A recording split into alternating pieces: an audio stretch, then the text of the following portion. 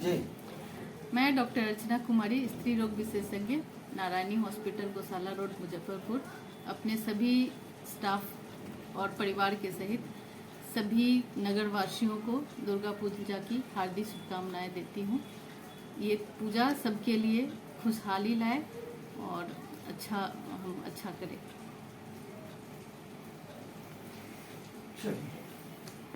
स्त्री रोग के विशेषज्ञ के रूप में जाने जाते हैं और बहुत से डिफिकल्ट केसेस को आपने ठीक किया है और बहुत शहर के अंदर में नाम कमाया।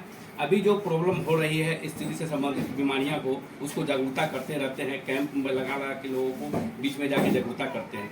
अभी जो बचपन का शिकार ज़्यादा हो रही है महिलाएं, इस पर क्यों हो रहा है और कैसे बचना चाहिए बचपन से, वो बताएं।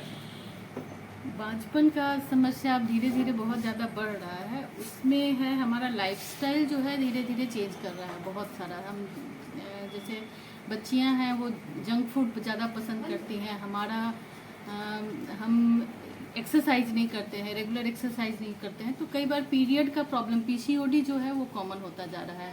दूसरा है कि ये लड़कियां अपने कैरियर के प्रति भी ज़्यादा सचेत हो रही हैं, तो लेट शादी करती हैं। लेट शादी करने से भी कभी कभी बांझपन का प्रॉब्लम बढ़ जाता है। जैसे 30 के बाद शादी करेंगे तो उसके बाद बच्चा होने का ये प्रॉब्लम कम होता है। और फिर हम मेनली वही खाने पीने का और एक्सरसाइज और लेट मैरिज, ये सब इसके लिए रिस्पॉन्स है। उसको पिलाना चाहिए।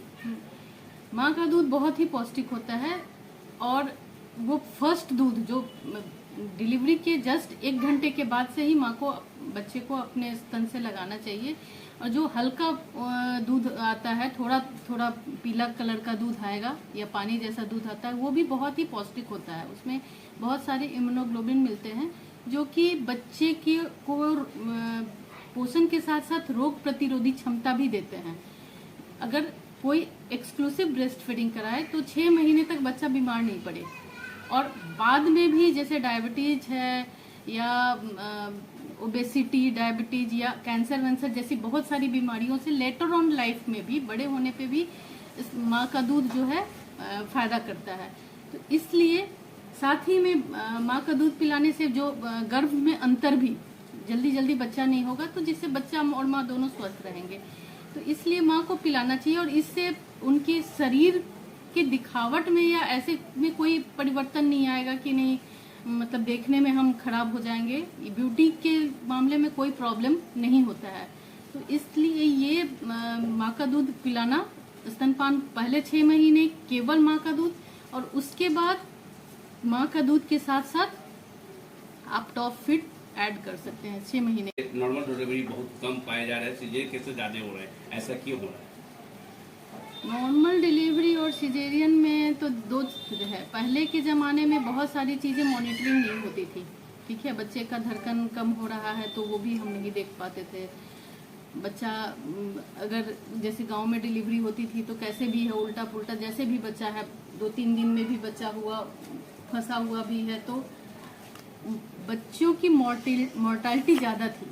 मतलब इन्फेंट न्यूबॉर्न का मोर्टालिटी रेट बहुत ज़्यादा था और माँ का भी कभी कभी इसमें मोर्टालिटी का चांस बढ़ जाता है, या उनको बीमारियां बहुत होती हैं, बहुत प्रोलॉन्ग लेबर हो जाता है।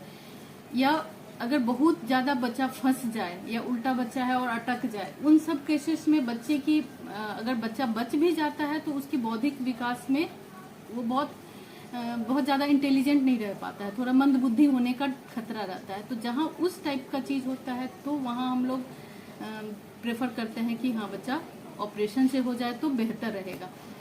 दूसरा रीज़न ये भी होता है कि आजकल कई बच्चियाँ दर्द नहीं बर्दाश्त कर पाती हैं और वो थोड़ा दर्द में भी परेशान होने लगती हैं, तो वो भी एक रीज़न है। थर्ड रीज़न है कि लेट मैरिज के कारण, और जैसे इनफर्टिलिटी, बांझपन का शिकायत लोग हैं, अब उनका जब बच्चा बहुत मुश्किल से ठहरता है तो वो लोग भी कोई रिस्क नहीं लेना चाहते हैं। तो ये सब रीजन है आजकल के बढ़ते सीधे। महिलाओं में डायबिटीज ज्यादा बढ़ रहा है, क्या कारण है कि डायबिटीज ज्यादा महिलाओं में बढ़ रहा है?